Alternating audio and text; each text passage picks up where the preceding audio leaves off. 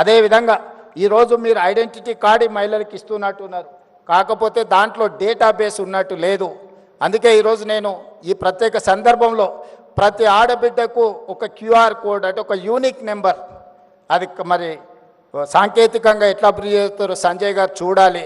ప్రతి ఆడబిడ్డకు ఒక ఐడి కార్డ్, ఆమె ఆర్థికపరమైన అంశాల నుంచి ఆరోగ్య సమస్యల వరకు వాళ్ళకి ఏ రకమైన ట్రీట్మెంట్ ఇవ్వాలి, వాళ్ళ హెల్త్ కండిషన్ ఏంది, గతంలో వాళ్ళకి ఏ రకమైన పరీక్షలు వైద్య సహాయం అందించడానికి చేసిండ్రో ఒక్కసారి ఆ కార్డు ఇస్తే హాస్పిటల్కి వెళ్తే అంతకంటే ముందు ఏ రకమైన వైద్య సహాయం అందించిండ్రో వాళ్ళ వివరాలు అన్నిటిని కూడా అందులో పొందుపరిచే విధంగా వాళ్ళకు ఒక డేటాబేస్ తయారు చేయాలి. ఈ రాష్ట్రంలో ఉన్న 1 కోటి మంది ఆడబిడ్డల యొక్క సంపాదన వ్యాపారంతో పాటు వాళ్ళ ఆరోగ్య సమస్యలు వాళ్ళకి సంబంధించిన మొత్తం డేటాను కూడా మనం కలెక్ట్ చేస్తే వాళ్ళకి ఎక్కడికి వెళ్ళినా, ఎందుకంటే ఆడపడుచులకు ఒక డాక్టర్ దగ్గరికి వెళ్ళినప్పుడు ఆయన అన్ని పరీక్షలు చేస్తాడు, ఏదో మందులు రాసిస్తాడు, జ్వరం తగ్గగానే ఈ పేపర్లు ఎక్కడనో పోతాయి. మళ్ళీ సంవత్సరానికి ఇంకొక హాస్పిటల్కి పోయినప్పుడు ఆయన అన్ని పరీక్షలకు మళ్ళీ ఛార్జ్ చేస్తాడు.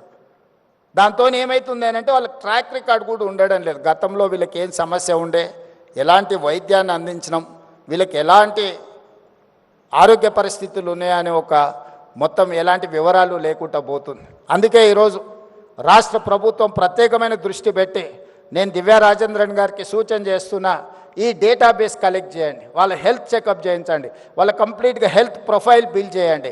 ప్రతి సంవత్సరం ఒకసారి వాళ్ళకు పూర్తి స్థాయిలో ఆరోగ్య పరీక్షలు చేయించగలిగినప్పుడు ఈ ఆడబిడ్డలకు వాస్తవంగా వాళ్ళ ఆరోగ్యం దెబ్బతిన కంటే ముందే మనం నియంత్రించవచ్చు. వచ్చిన తర్వాత వాళ్లకు వైద్య సహాయాన్ని అందించడం కాదు, వాళ్ళకు ఆరోగ్య సమస్యలు రాకుండానే ముందుగానే వాళ్లకు మనము ఆరోగ్యపరమైన సూచనలు చేయడమే కాకుండా అవగాహన కల్పించి వాళ్ళకు అవసరమైన ఆరోగ్య భద్రత రాష్ట్ర ప్రభుత్వం కల్పిస్తుంది.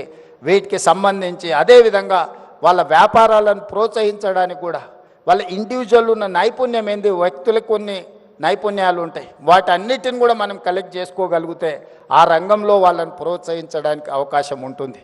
ఇవన్నీ కూడా ఆడబిడ్డలను ఈరోజు ప్రోత్సహించడానికి రాష్ట్ర ప్రభుత్వం ప్రయత్నం చేస్తుంది. వచ్చే ఎన్నికల్లో మీ ఓట్లతోనే మళ్ళీ ప్రభుత్వాన్ని ఏర్పాటు చేయాలని మా పార్టీ, మా ప్రభుత్వం అనుకుంటుంది. ప్రతి ఆడబిడ్డను 1 కోటి మందిని ఇందులో సభ్యులుగా చేర్చి ఆ 1 కోటి ఓట్లతోనే రెండోసారి ప్రభుత్వాన్ని ఏర్పాటు చేసి మిమ్మల్ని 1 కోటి మందిని కోటీశ్వర్లను చేసే బాధ్యత తీసుకుంటామని తెలియజేస్తూ మీ అందరి దగ్గర సెలవు తీసుకుంటున్నా. మీ అందరికీ మనస్ఫూర్తిగా ధన్యవాదాలు.